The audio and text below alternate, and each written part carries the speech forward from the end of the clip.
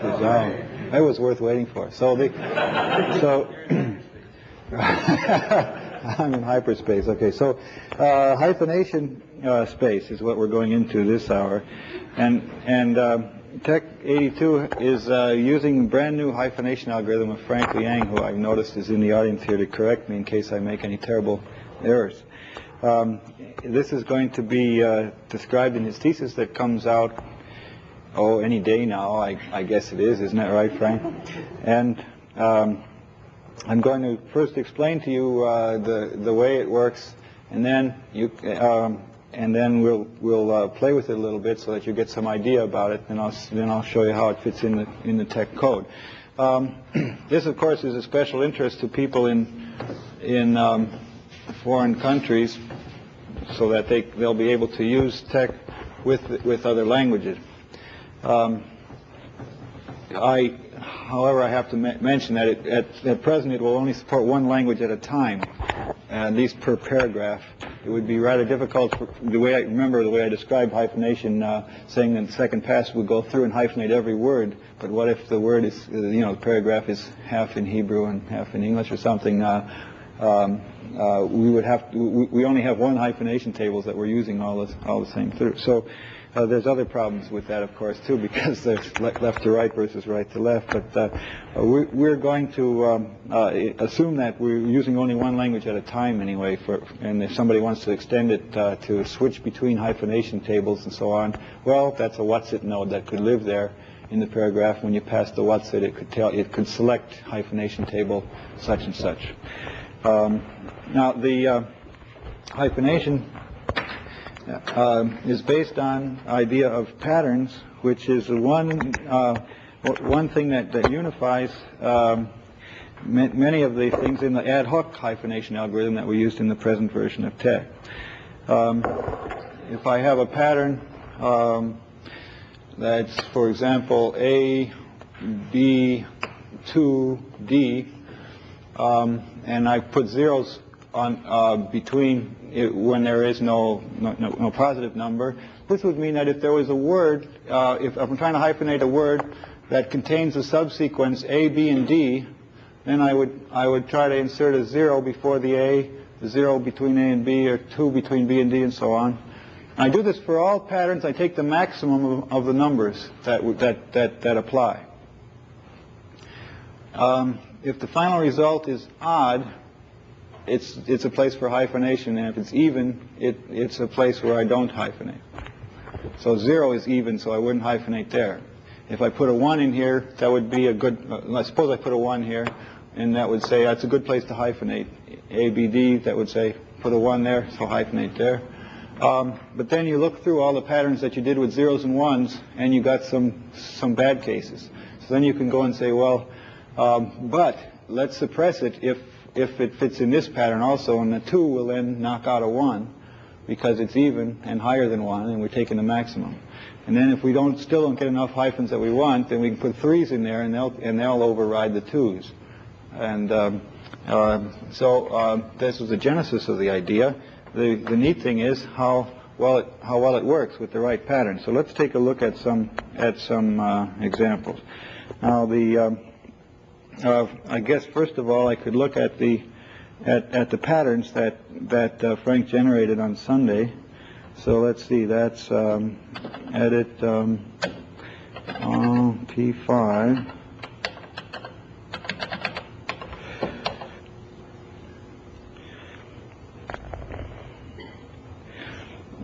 Now this is page 1 of 3879. So there are 3,879 patterns in this particular list, and these patterns seem to work rather well for English. Now a dot stands for the beginning of the word.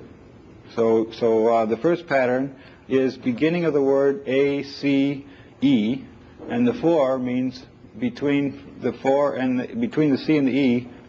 You would suppress very strongly. You probably never want a hyphen with a word that starts with AC and the next letter being E.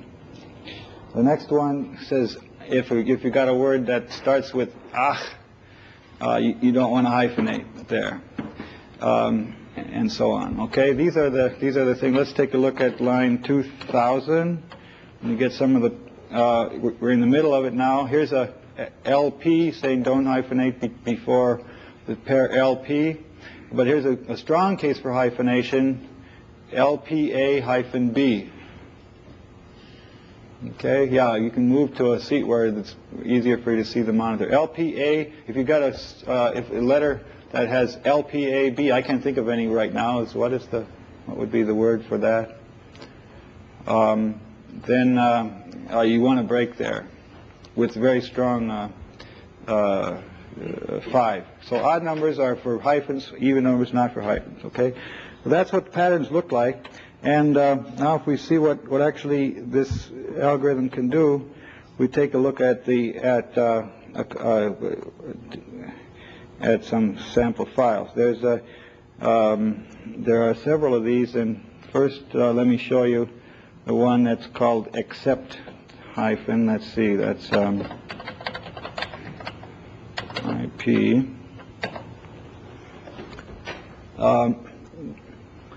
These are words that were exceptions to the present TeX hyphenation algorithm, I guess, and so they were put in here to see what would happen to them. So the asterisk means that we do find the hyphen. And wait a minute, my monitor isn't showing anything, is it?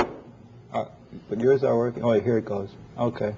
Asterisk means we find the. No, this isn't. Yeah, this is just a bunch of exceptions. So, for example, if you try TeX right now, the one you're using now, it would say cell fadjoint, and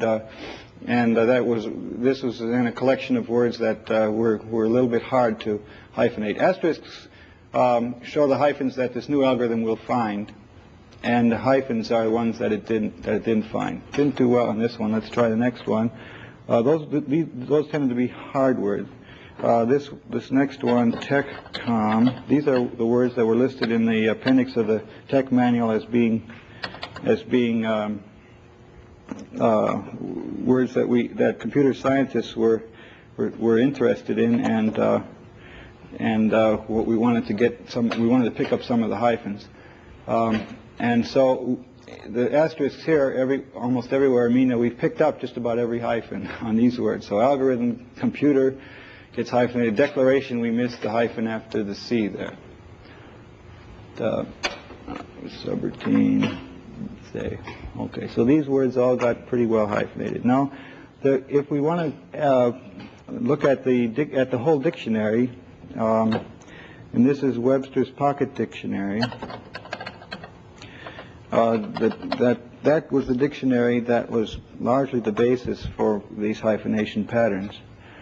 And this one is 101 pages, so each page will give us a few words out of it. Okay, so we started out and we found the hyphen in aardvark, but abakai we didn't get, and so on like this. Okay, so now you see that we pick up almost all of them here. Yeah? If you left the numbers on the left column, we can see it on the monitor because it's off the left edge of the monitor. Oh. Let's see. What's going on? We can't. Oh, you can't see that. Worse than the other one, I think. Is there? The last page had a lot of numbers down the side. Because I can see it on my monitor up there, but does this do it? Does this screw it up? It's no good. Okay, well I don't want to mess with that. Okay, is there a hack in E that will move every line over? What? Control right arrow does what? Edit? Control. And that moves it over as much as it can? Okay.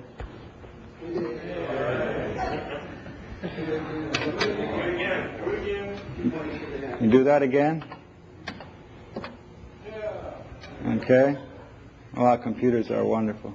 Okay. Now there. So okay. You see. that in this case there's a lot of, after AC with a T, then we, it's a good place for a hyphen. But acuity, it wouldn't put a hyphen after an AC. Okay, well, let's get to some harder cases. Let's see what's going on here. Adaptations, adaptable, adage, I don't know. Adagio.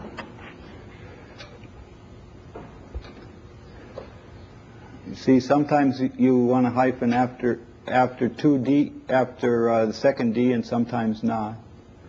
And adding and so on. Okay, now the statistics are that actually the method has picked up 88.3 of the hyphens in this dictionary, and it made only 27 errors. Now, error means it put in a hyphen where there shouldn't have been one. Okay, so let's see if we can't find a place where there was an error. And a period shows in here as a place where reaffirm mode, read only. Okay, now I'll have to shift this over to the right again.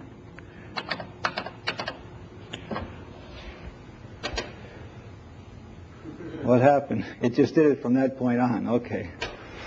Control minus, control infinity, control whatever. Okay.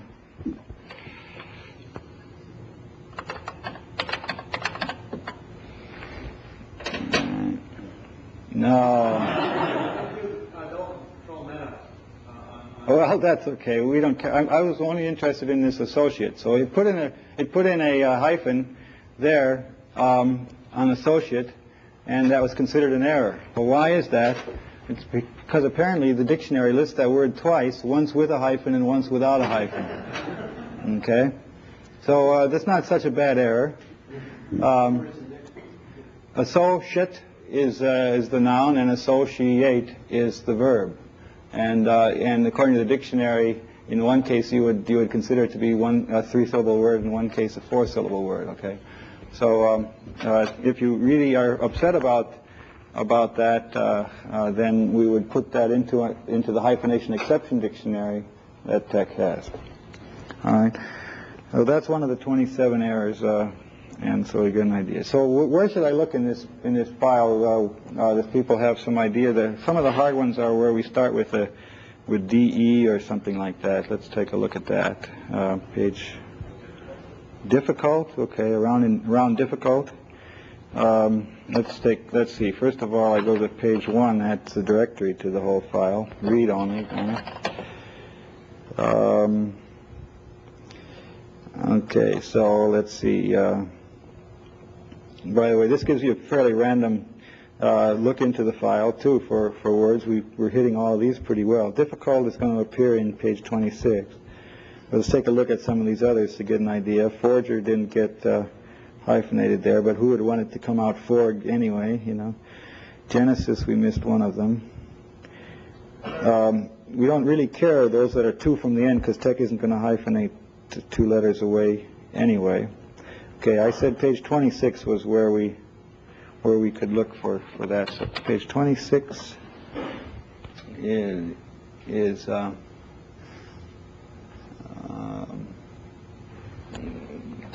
okay, I'm sorry, I was supposed to move this over now. So ta-dum, ta-dum, ta-dum. Sorry, repeat substitute command is what? Oh, I forgot top. Okay. Ta-da, ta-da. See, so. Ta-da, ta-da, ta-da. There we go. Okay. Now, so remember the asterisks are the ones that get picked up, and you'll notice that it does pick up nicely the sometimes here DE hyphen S, and other places DES hyphen, depending on the context. And no errors are present in this particular part. Okay. Now these patterns were generated by a program that is written in web and is going to appear in Frank's thesis, and it'll be possible to get this program and run it for other languages, for other dictionaries. And you have different constraints in different kinds of text that you're setting, even if you're working with English language, so that you could use different dictionaries for those words. The patterns that Frank says that the time to run the program was 57 CPU minutes on Sunday. It makes, it goes through lots and lots of calculations in order to find the good patterns for this purpose. The program is available to use. Okay, so now we still haven't gotten up to difficult, but we can see that when it does miss a hyphen, it tends to miss two of them in similar words. That they tend to go in clusters. Well, where's difficult? Let's go on and on. Detain, detect, deteriorate. We're picking up lots of these. Determinants, determinable. No wonder it didn't find that one. Okay. Well, see, I can't search for difficult because it has these other things in it. Maybe I could search for DIFF star, or DIFF period would be good enough. How about, oh, what's tab mean? Oh, that means, yeah, okay, I got it. So, different, okay, we're close here now. Difficult, okay, and difficulty, but difficulties didn't see. Curious, okay. Now, if you look, so you look up above and below it, lots and lots of hyphens are in there. So indeed, this one uniform method for patterns is quite successful. Now let's try playing with it. I wanted to show you another set.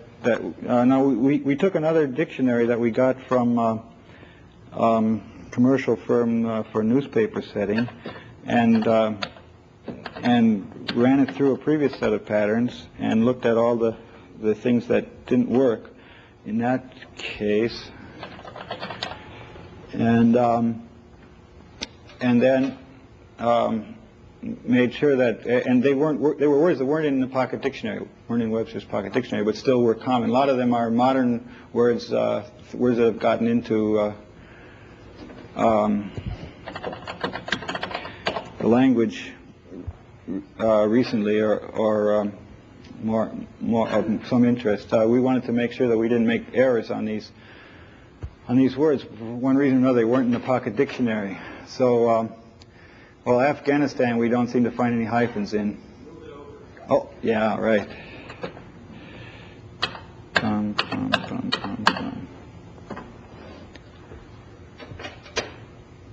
Okay.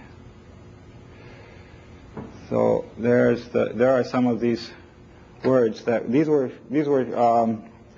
ones that caused trouble for patterns that were only based on the Pocket Dictionary, and then we had a much larger database of several 100,000 words. I don't remember exactly how many, but a much larger one, which we could also check that we wouldn't make any errors. And I believe there's only one error in this whole file now, and I'll be able to find it in a minute.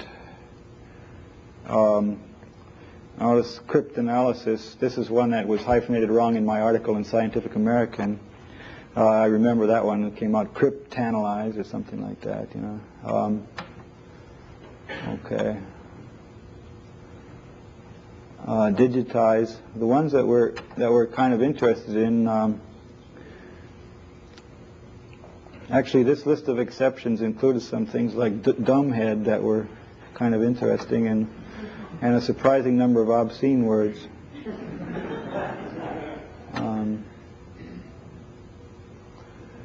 Okay, well, heuristic, sorry.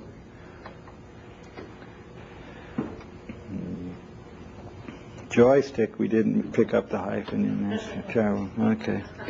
So now what I did was I wrote okay, read on. So I wrote a program called TeX82, and as you can see, I can try executing TeX-. Now this just excerpts the hyphenation part of TeX. And then it gives us a chance to type in words, and it'll show us how the hyphenation algorithm performs. So I'm compiling it now and loading it, and I have to input my test file, patdat, and it typed out, you can't read it, but it typed out, please wait. Now at this point it's computing from all those patterns, it's computing a very efficient data structure so that to do the hyphenation is going to be real fast. I'll explain the data structure in a few minutes. Okay, now it's ready, and it said the hyphenation table sizes are 5207 and 174. This 5207 is the number of words in a trie, T-R-I-E, that's in your TeX web listing. And this is the data structure we'll be talking about. So it's 5,200 words to store all those patterns in a very efficient way, so that the hyphenation will really be quite fast for English words. And that's 4 bytes per word, so 20K bytes was used for 21K bytes essentially are in that table. 174 is the number of opcodes I use in another table where I'm limited to 255. And those are the so-called hyphenation ops in the listing. Okay, now we can type some text in here, and I'll type it over at the right so that you can see what I'm typing, I hope. But I'm not looking at an edited file now, so we're stuck with this problem of something being on the left. I guess what I can do is I can just put a bunch of nulls at the beginning of the word. So I'll type XXXX supercalifragilisticexpialidocious and see what that hyphenates into. Okay, the X's came out on the left, so you can see the rest of it. Now, where this puts now in this there's a different notation. Here, a hyphen is something that the algorithm finds, and a double, an equal sign, is a place where it found an even number greater than 0. So where a hyphen was suppressed by one of the patterns. So where I had a 2 or a 4, I'd get an equal sign here. Where I get a 1, 3, or 5, I've got a hyphen. So if you look at supercalifra, it missed one hyphen between li and fra. Jill, I think it could have put one there. Anyway, it's certainly a valid subset of the legal hyphens, but at the end of the word, it didn't get very many.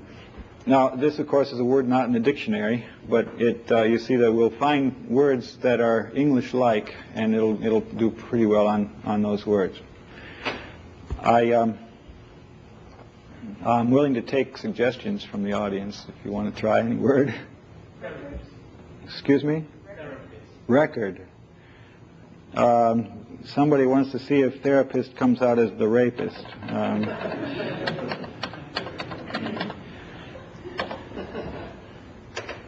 Okay, therapist.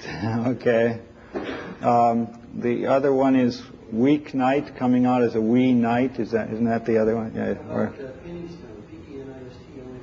Pennystone, is that a P-E-N-N? P-E-N-I. Oh, Pennystone. Oh, yes. Okay. Yeah. Okay, you broke it. Now, what? A second. Oh, actually, this would probably work out all right if I didn't put the X's in front of it, right? No, of course, this wouldn't be in our database. What was it? 2 N's? Okay, no, it did just the same thing. Now, let's see. Barbara, do you have any ideas? Okay, let's try a German word. Wissenschaften. Okay. Let's say Computerwissenschaften, so you get to see the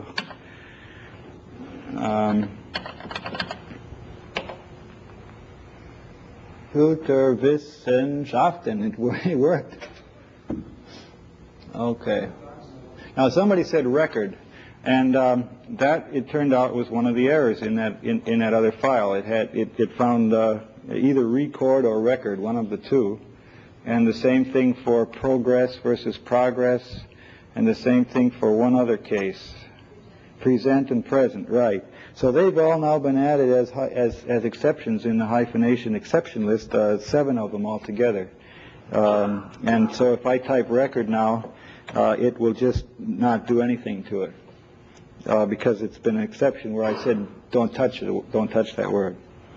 The funny thing happened in the Palo Alto Times Tribune a couple of weeks ago, or a month or so ago, where there was a paragraph that had, it was 3 lines long, and on the first line it hyphenated record properly, R-E hyphen. In the second line it happened to end with record, R-E-C hyphen O-R-D.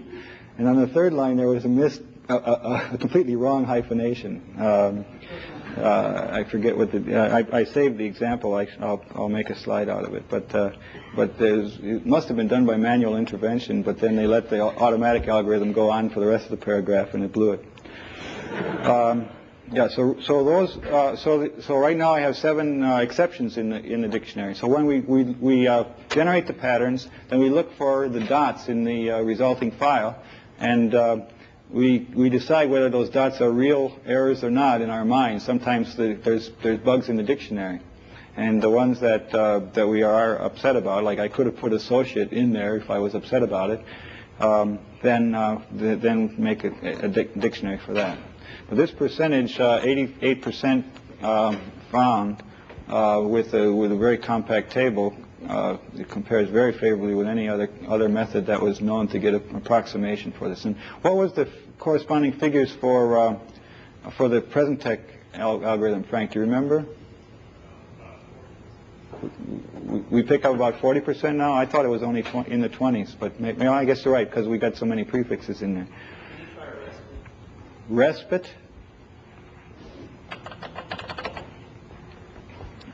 Respite got no hyphens. Must be in the Pocket Dictionary. See, there won't be any errors for any word that's in Pocket Dictionary, which is a pretty complete dictionary. Now, I think if I type \T here, it'll go through a database that came right out of the Pascal manual.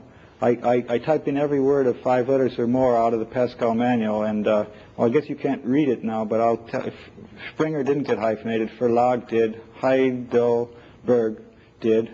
The hyphen before the G there isn't going to bother anybody because TeX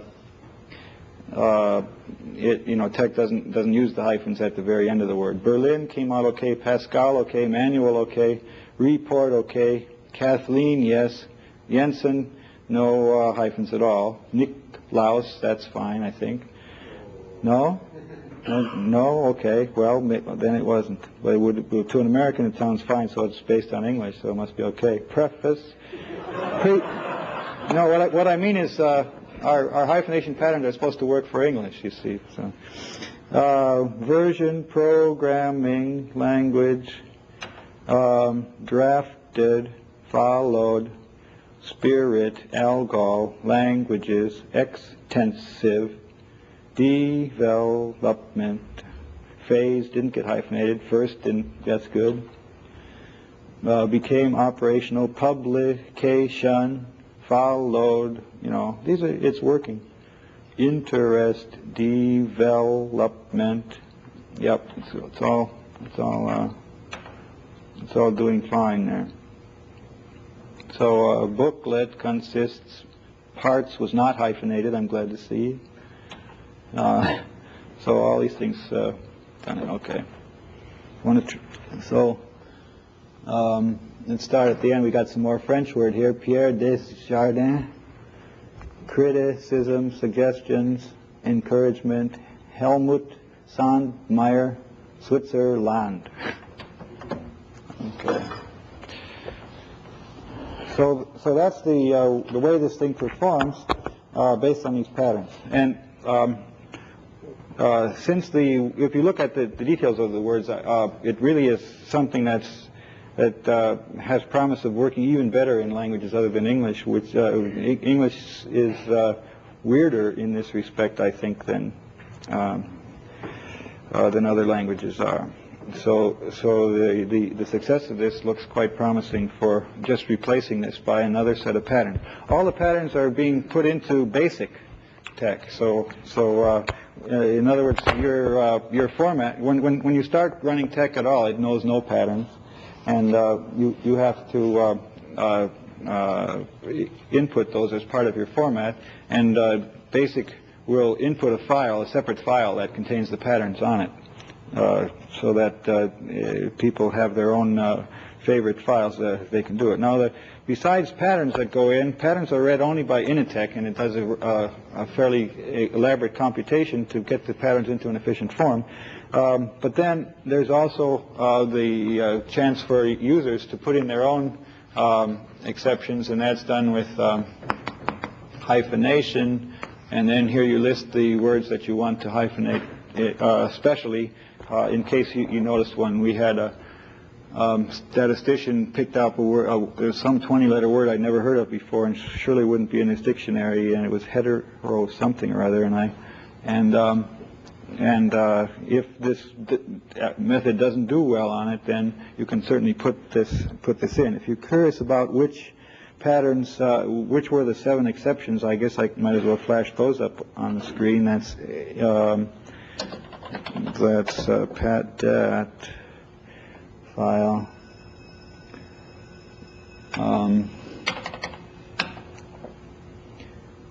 Oops. Okay. These were the words that were sufficiently strange that it was better to have them as exceptions than to make the patterns check for them, because that would knock out other good patterns. Oh, there's more than 7. Okay, let's see. That was control.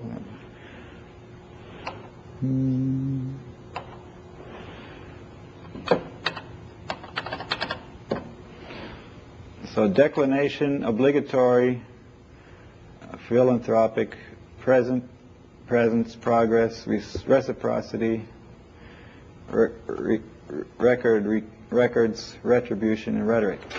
In this file, I use this \h instead of hyphenation because this is a program that doesn't recognize control sequences except one-letter ones, just to give it like this \t at the bottom here is a toggle that switches back between online and stored in a stored dictionary of stuff. So the last pattern was ZZY. So if you said XYZZY, it would not hyphenate between the two Z's. And 1, 2, 3, 4, 5, 6, 7, 8, 9, 10, 11 words then were given as hyphen. So basic TeX will include these 7 exceptions, and the 3,000 some patterns. Any question on that? Okay, now let's see how they use these patterns to go real fast to do the hyphenation.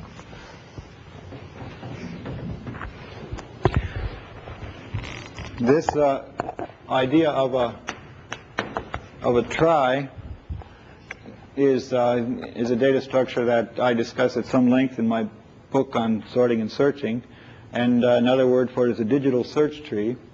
But there's a special kind of a packed trie that Frank developed that does the thing beautifully. And let's see if I find the thing in the. Let me find the algorithm for you in the manual. Hyphenation is section 41, and it starts in module 806, page 283. And so if you have a pattern, P1, P2,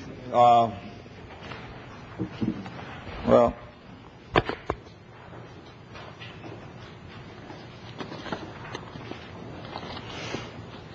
let's suppose I have a pattern ABC, because I used that, or ABD, I used that example before.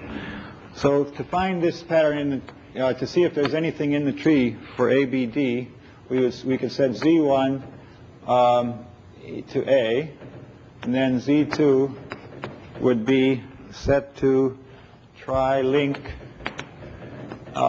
which I can just call L, for brevity, tree link of Z1 plus B, and Z3 is L of Z2 plus D, where these are the internal ASCII codes of the things. Z3 is now going to be the identification of the pattern.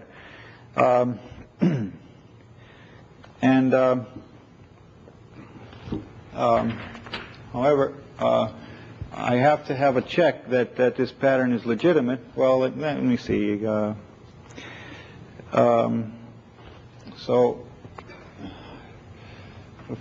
then I also have a check that something is going on. So what should I call that? Let me call it C.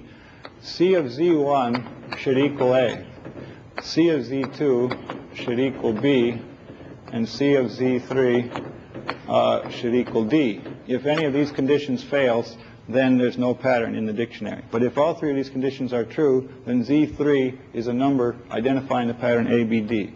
So the trie is constructed in this fashion, and basically it's like this. At the beginning, you think of this as some long, say, 5,000 word array.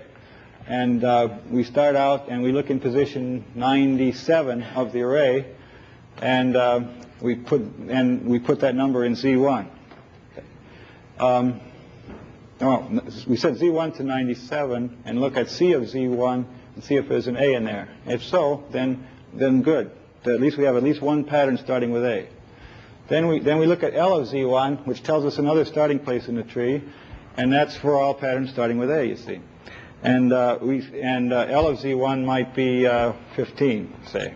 So then we add B to 15, and we look here, and if there's a B stored there, then there's been a pattern starting with AB. And then we pick up L of L, and that'll be Z2, and L of Z2, and add D to it, and we see if there's a D there. If so, then we've got an identification of that particular pattern. Now, what actually it turns out is that if you look at the tree and you see, well, first of all, you've got to reserve all the locations for the first letters in the tree. So suppose everything can occur the first letter, then we'd fill up 26 places here in this table. Then after A, maybe there's only 7 letters that fit. So we find a place where we can pack all 7 of these in here. And finally, we get to things that have only one valid successor, and so there's easy to stick them in and fill up all the holes and not waste any space. You see, the idea is the method is extremely fast.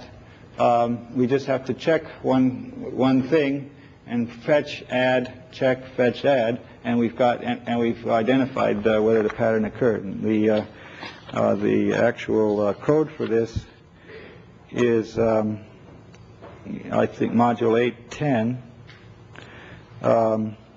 Yeah, we've got our word stored in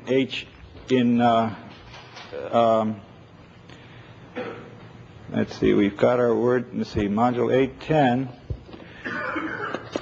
We've got our words stored in the HC array, and we set, let's see, here we go, HC array, and so we put delimiters before and after the word to mark the beginning and end of the word, and then for each place within the word, we try to look for a pattern starting there, and this loop is the look for a pattern in there. So Z is set to the HC of J, that's this like Z1 set to A, and L is set to J.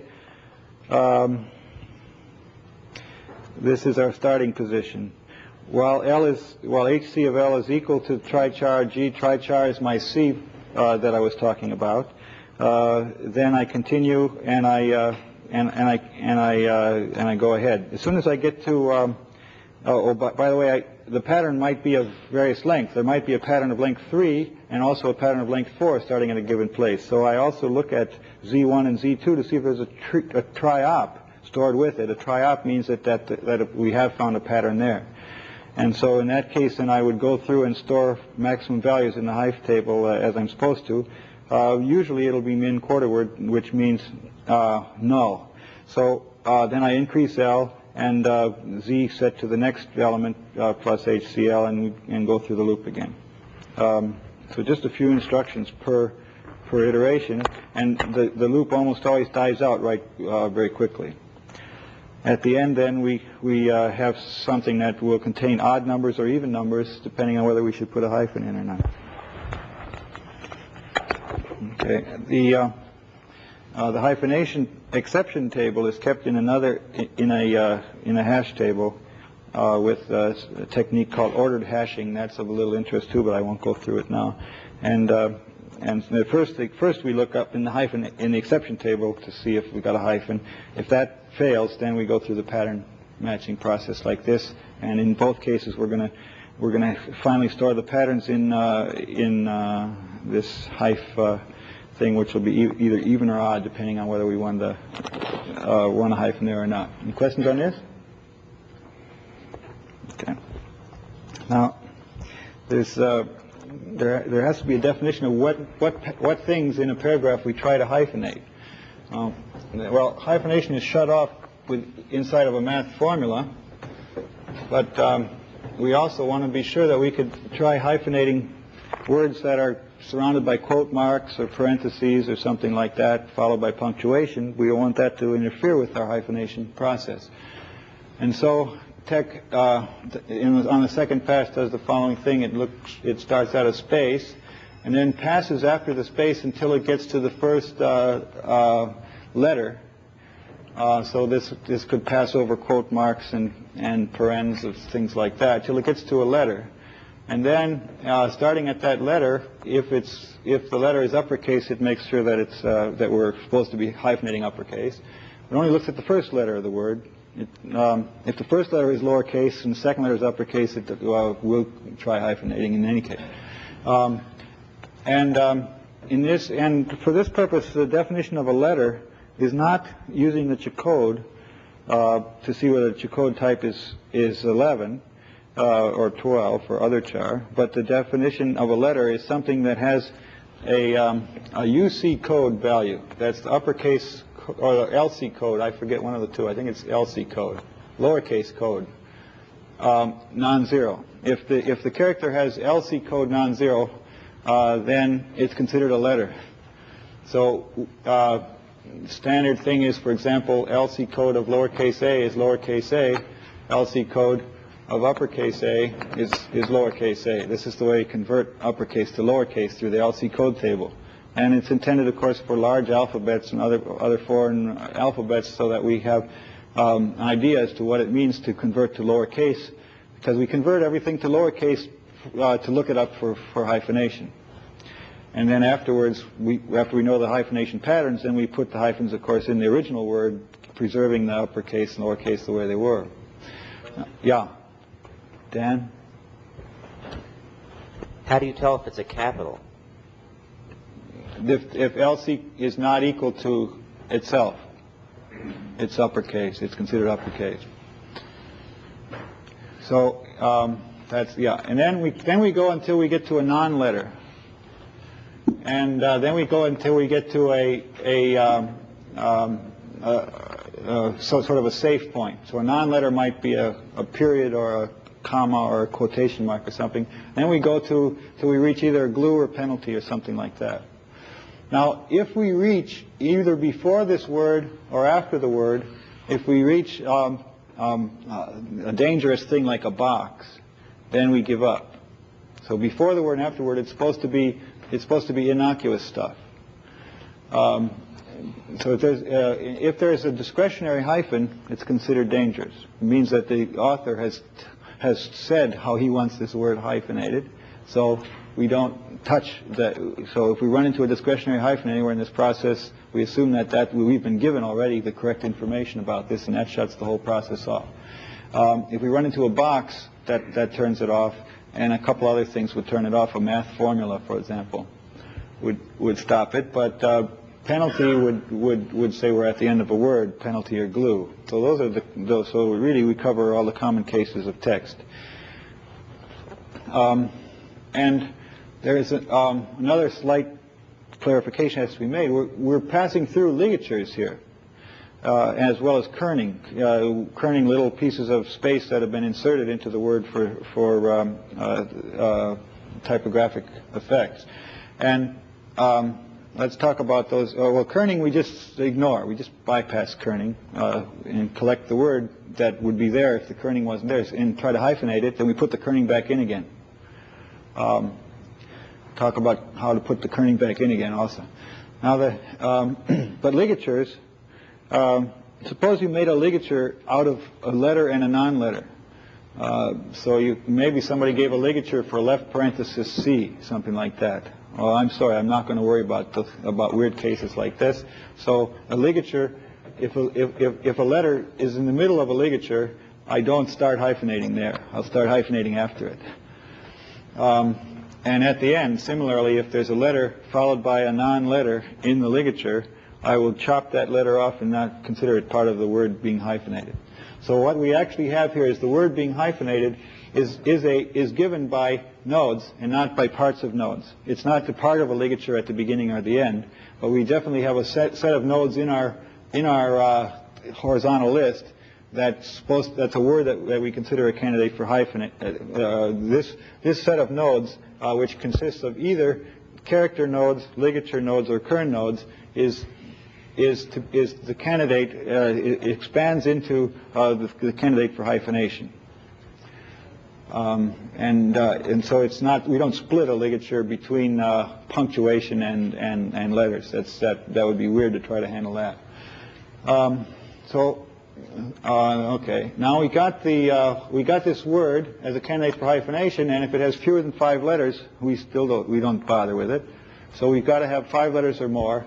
If so, then we look up in hyphenation table. If it's not there, we go through the patterns, even and odd business, and we wind up with a bunch of hyphens. Now I mentioned the other day about difficult and what we have to do after that point. Let me give you an even worse example now. I'm going to give you one that's so bad that we might not even get it right. But I think we'll get it right. And it's in the test program at the end of this document. Appendix A contains a test program, and this is, like I said the other day, it's a program that is not intended to do anything useful. It's intended to exercise the different parts of TeX. And have I discussed these appendices so far in this class, or was that in conversation outside of class? I don't remember. Have I talked about it yet at all? No, you haven't. Oh, okay. I mentioned the other day, I mentioned that TripTech was supposed to be a little bit of a pun, but that's about all I did. Okay, so TRIP is this test program, starts in Appendix A here, and I haven't gotten all the way through it, but I believe that by the time I get all the way to the end of this program, and I'll probably change a little bit after I get all the way to the end, I believe there will be high probability that TeX is near its final bug. That all the ones after anyway will be extremely subtle or related to error recovery. However, I have not tested it yet so that I got all the way to the end, and in fact you'll see that there's the word end sits somewhere in the middle of this file right now. It's just stopping it where it is. I think it's oh wait, let me see. No, it's actually probably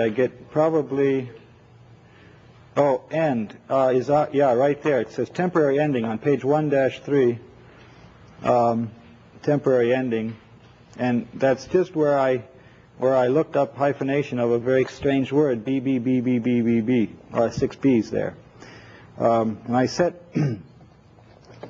just here in this test program, I've set the uppercase hyphen to 1, which means I'm going to hyphenate uppercase letters, and I set H size to 100 point, line penalty to a large number, and so this is going to give me on one line of a paragraph something that it won't be able to do without breaking the tolerance, because this will have to stretch too much. in order to do it. So it'll go into the second pass and try hyphenating this word BBBBB. And then it'll give me an underfull box message that'll show me how many hyphens it found. So, and then I said end. That's as far as I got through testing this program. So you might just read the rest of it and try to guess what it's going to do, but you can't tell. Now, the Appendix C shows the result of the test program so far. So when you install TeX at your system, you can at least try it on trip TeX and see if it doesn't give you the same output as you see here in Appendix B. All of these files are on the tape that's be distributed, so that you can compare with it.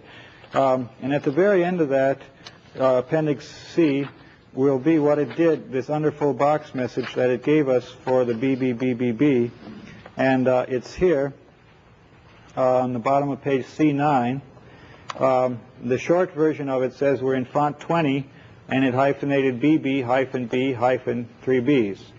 And the long version of it, oh gosh, unfortunately it says etc. there. And so we don't get to see what the discretionary nodes are that were inserted for those hyphens. Well, that's a shame because they're rather beautiful, but we'll work out in class exactly what those would be, and in the final test program I'll have cut the box. I'll have made it so that that part of the box would print. Now, why did BBBB get hyphenated that way? Well, the reason was I put that in as a hyphenation exception. So previously in that test program, it actually told it to hyphenate everywhere. I put in hyphenation actually with lowercase b's. I put in B hyphen B everything. But I told you TeX takes back a hyphen in these positions, and so so the test program was at least working to the extent that it found all 6 hyphens in that algorithm, but it took them back. And if you really want to get a hyphen there, you could put it in as a discretionary yourself, but otherwise TeX hyphenation method won't do it. Now, what about this? There's a strange font in use here called the trip font. The trip font is something that doesn't exist on any printer, but it only exists as a TeX font metric file. And Appendix B shows this font and gives the ligature information about it. And this is an example of a PL file. We'll talk more about ligatures and things tomorrow, but basically, so let me just summarize for you. When a B is followed by a B, we convert it into an A. When a B is followed by a hyphen, so wait, let me write this down. BB goes into A. When a B is followed by a hyphen, it goes into a C. You realize that ligatures can also involve hyphens, and so when we're doing our discretionaries, that would also have to take account of that thing. And B followed by a C gets kerning. It goes into B kern C. Now A followed by a B has some kerning associated with it, and A followed by a hyphen is also kerning, but I think that'll affect A followed by a hyphen gets some kerning, and then in that font it turns out that A followed by A turns into A, but that isn't going to rise in this example. So now, anyway, this letter then, when I made up the paragraph for the word BB, what happened? Well, the BB turned into an A. So this was a ligature A. A followed by B inserted a kern node there. And then I had a B, another B. So it turned into A kern A kern A.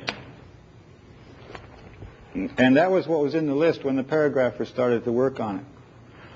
Then the second pass took over, and so we had to hyphenate this word. We looked at this ligature, and the ligature remembered where it came from, and it came from 6b. So looked up the hyphenation table, found that there were hyphenation points here, and we see what we can do. So then, in order to insert the first hyphen, notice that we have to go back and figure out what the ligatures would be in both cases. So in the first case, where there's no hyphenation, we get an A followed by a kern, followed by something else. But in the case that the hyphen is present, we would get an A followed by a different kern by this hyphen. So we have to make up a discretionary node where the first case corresponds to if we're going to break here at this hyphen and insert the hyphen. In that case, we would put in, I believe, the ligature BB followed by a kern followed by a hyphen. And in the other case, there would be nothing, I think, and then BB followed by a kern in the case that there's no break taken. Remember, a discretionary has three parts. This is, if there's a break, this comes before break, this comes after the break, and if there's no break, we use this text. Now, the next case is more interesting or more complicated, depending on your point of view, and that is after you've decided whether or not to break at this hyphen, what about this hyphen? If you don't break at the hyphen, we see what's supposed to turn out into A, kern A, for those last four B's. If we do break at the hyphen, the whole pattern is changing, because these two B's are then going to combine into a ligature, and this B in the hyphen is going to be a ligature, so that the next part of it's going to make a discretionary, and if we take the hyphen, it'll come out to a C, and on the next line, we'll have a BB as a ligature, followed by a kern, followed by a B. But if we don't take the hyphen, we go A, kern A, BB, kern, BB. All right. Now, I think I did this right, but only the computer can really handle these kind of things. Well, in other words, the process of reconstructing after you found the hyphen can be a little complicated in the presence of ligatures, but it's important to do this because of words like difficult, and because we wanted to keep a general pattern of ligatures to do ligatures properly, depending on what the user defines. Because I feel that now that ligatures are really the answer to accents in foreign languages, and the previous way TeX was doing accents turns off hyphenation, but also doesn't give the right keyboard patterns for somebody for whom accents is bread and butter. Now, if we have some text that involves multiple keystrokes to get accented letters, or even if we have some accented letters coming in as a pair of characters less than 128, which you could imagine doing, then all the hyphenation algorithms and so on will still work fine, because this ligature mechanism has been built in to be quite general. Something I see Barbara nodding her head here, and I just recall that in her Cyrillic font. Plan for a Cyrillic font, one of the things for keyboarding is to type, I think, J1 for one kind of a soft stop and J2 for a hard stop. This is the Russian symbols. I think they look something like that. I don't remember how to do them in script, but I don't remember exactly. But the keyboarders to type in those characters would type a J1 for one and a J2, and this recognized as a ligature, which converts into that. Now, you might say, how am I going to give patterns for such things? Because ones and twos in a pattern are supposed to mean numbers. Remember, if I said A, B, 4, D, that 4 isn't considered part of a ligature with B. Okay. Well, so what if I wanted to give a pattern that said if a J1 is followed by a J2, then I want a hyphen. Well, that's never going to happen, of course, in Cyrillic, but how would I give that? pattern, and the answer is that you just put a 0 here and a 0 there and a 1 there, and if you see a 0, if it sees a 0, then it assumes the digit after it is like a letter. So there's this escape for giving the patterns that work. So the patterns can be described quite generally. At least I thought of that much.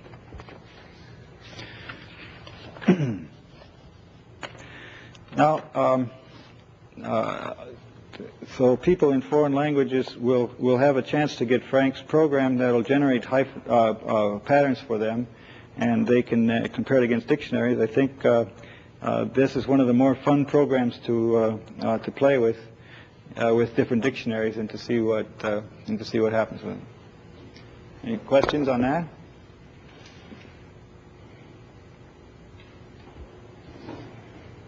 Yes? Have you considered extending that program for spelling verification?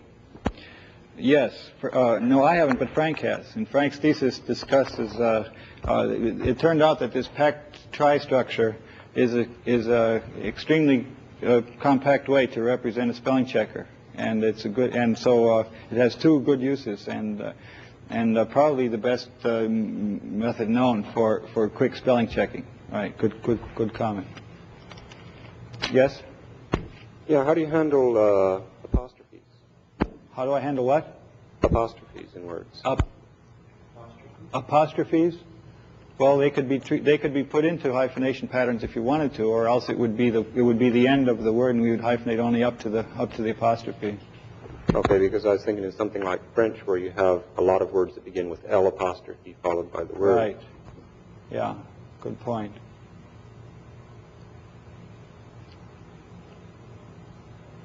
In fact, people from AMS, I just noticed this French place name. Do you know this one? Do I have that?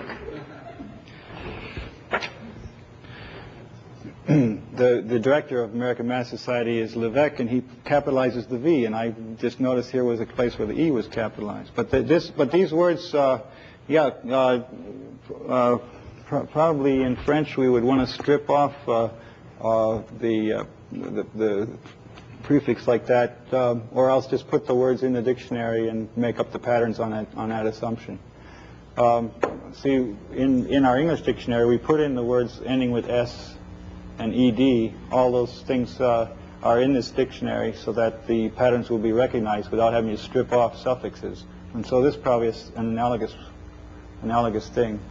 As a prefix, a common prefix that would be put into words, and probably it'd be best to put that in as part of the patterns.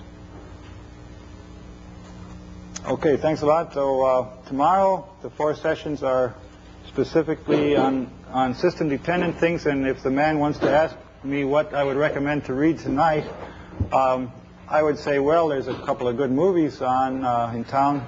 But if you really want to read some of this, then I would go to the index, look up system dependencies. That refers you to about 30 or 40 modules. Look at those modules just to see what it says. Those are the modules, the entire set of modules that I think you might be especially interested to modify for your home system.